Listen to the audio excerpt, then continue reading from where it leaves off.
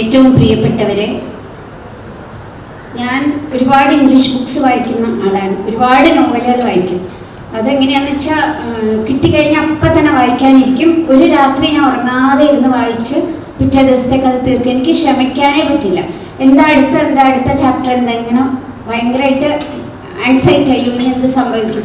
അപ്പോൾ ഞാൻ എത്രയും വേഗം 2 ദിവസത്തിൽ കൂടുതൽ ഞാൻ എടുക്കാറില്ല.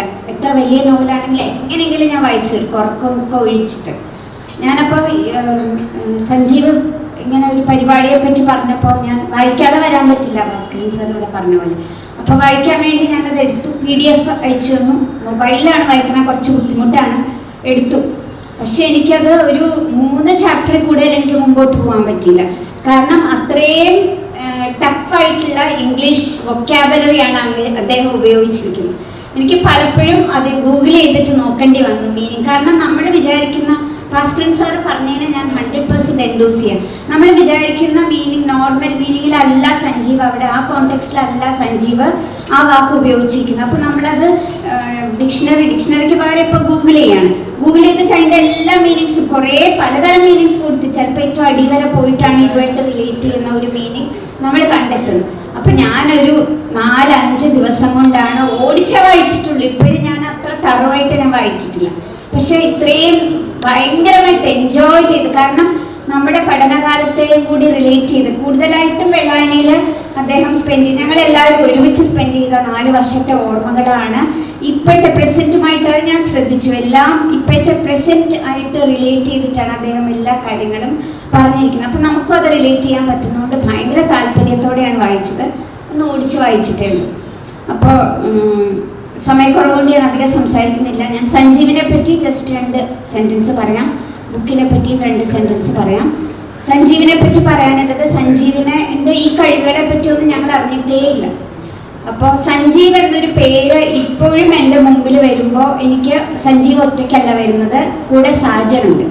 കാരണം ഞങ്ങൾ 1978-82 girls used to call them as twins because they used to be together everywhere, be it library, playground, lecture hall, laboratory, wherever.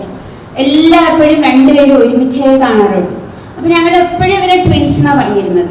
അപ്പം സാജനെ ഒഴിവാക്കിയിട്ടൊരു സഞ്ജീവിനെ എനിക്ക് ഓർമ്മിക്കാൻ പറ്റില്ല.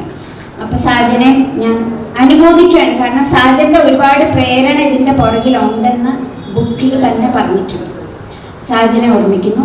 പിന്നെ സഞ്ജീവിനെ പറ്റി പറഞ്ഞാൽ അതിൽ കുറേ കാര്യങ്ങൾ പറഞ്ഞിട്ട് എനിക്ക് ഏറ്റവും അട്രാക്റ്റീവ്, ഇംപ്രസീവായിട്ട് തോന്നിയത് ടൈറ്റിൽ തന്നെയാണ്. കാരണം എന്താണ് ഈ ടൈറ്റിൽ, എന്താണ് ഇതിന് സാജനുമായിട്ട് ബന്ധം എന്നാണ് ഞാൻ ആദ്യമായിട്ട് ആലോചിച്ചത്. എന്താ സാജൻ ക്ലാസ്, സ്കൂൾ, കോളേജൊക്കെ മിസ് ചെയ്ത് പോയിരിക്കുന്നുണ്ടോ? Is he shirking away from his responsibilities? I wanted to find out. അതാണ് ശരിക്കും എന്നെ വായിക്കാനായിട്ട് പ്രേരിപ്പിച്ചത്. പിന്നെ ഞാൻ ഷോവിനിസ്റ്റിക് ആണ് എന്ന് ആൾ തന്നെ ടൈറ്റിലിൻ്റെ അടിയിൽ തന്നെ പറയുന്നുണ്ട്. അങ്ങനെ പറയത്തക്ക ഒരു കാരണം ഞാൻ കാണുന്നില്ല. കാരണം as far as I know, Sanjeev is a very genuine and gentle person. ഭയങ്കര സോഫ്റ്റ് സ്പോക്കൺ, വളരെ ശാന്തനായ ഒരു മനുഷ്യനാണ്. പക്ഷെ ബുക്ക് വായിച്ചു കഴിയുമ്പോൾ ഭാസ്കരൻ സാർ പറഞ്ഞതിനോട് ഞാൻ 100% യോജിക്കുകയാണ്. എന്തൊക്കെയോ പോരാട്ടങ്ങൾ മനസ്സിലുണ്ടായിരുന്നു, ഒരുപാട് വിഷാദങ്ങൾ മനസ്സിലുണ്ടായിരുന്നു എന്നുള്ളത് ബുക്ക് വായിച്ച് തുടങ്ങുമ്പോൾ തന്നെ നമുക്ക് മനസ്സിലാവും. അതാണ് സഞ്ജീവിനെ പറ്റി പറയാനുള്ളത്. ഇനി ബുക്കിനെ പറ്റി പറയുകയാണെങ്കിൽ ഇപ്പം നമ്മൾ ഒരു ബുക്കിനെ പറ്റി പ്രതീക്ഷിക്കുന്നത്, സഞ്ജീവ് പറയുന്നുണ്ട് ഇതിൻ്റെ 4 വർഷത്തെ അനുഭവങ്ങളും ഇമോഷൻസും ഫീലിങ്സും ഒക്കെയാണെന്ന്. നമ്മൾ വിചാരിക്കും ഓക്കെ, ജോയിൻ ചെയ്തപ്പോൾ എനിക്ക് ഇങ്ങനെ ഉണ്ടായി, റാഗിങ് ഉണ്ടായി, അവസാനം ഞാൻ ഇത്ര മിടുക്കനായിട്ട് അവിടെ നിന്ന് ഇറങ്ങി, അങ്ങനെ ഒന്നുമല്ല. അതൊക്കെ ഒരു fragmented version of his emotions and feelings. അതൊന്നും ഇങ്ങനെ കറക്റ്റായിട്ട് അടുക്കി വെച്ചിട്ടൊന്നുമില്ല.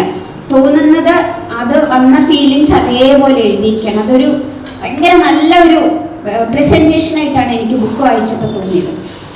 അതാണ് ബുക്കിനെ പറ്റി പറയാനുള്ളത്. പിന്നെ to be frank, I enjoyed reading this book and I hope that thousands of people would read this book and enjoy and like the book. I wish all success for this book, as well as I hope that he will be publishing many books soon. I wish all the best to Sanjeev and his family. Thank you so much. എന്നെ ഈ ചടങ്ങിലേക്ക് വിളിച്ചതിന് പ്രത്യേകം ഞാൻ, കാരണം വലിയ സന്തോഷമുള്ള ഒരു ചടങ്ങാണ്. കാരണം വെള്ളായണിയിലെ ക്ലാസ്മേറ്റ്സ് എന്ന് പറഞ്ഞാൽ ഭയങ്കര ഒരു ബൈൻഡിങ് ആണ് നമ്മൾ തമ്മിലുള്ളത്. അപ്പം അതിലൊരു ആളുടെ ഇതുപോലെ ഇത്രയും നല്ല ഒരു ബുക്ക് പബ്ലിഷ് ചെയ്യുമ്പോൾ അത് ഏറ്റുവാങ്ങാൻ എന്നെ വിളിച്ചു എന്നുള്ളത് എനിക്ക് വളരെ സന്തോഷമുണ്ട്. Thank you so much Sanjeev. Wish you all the best.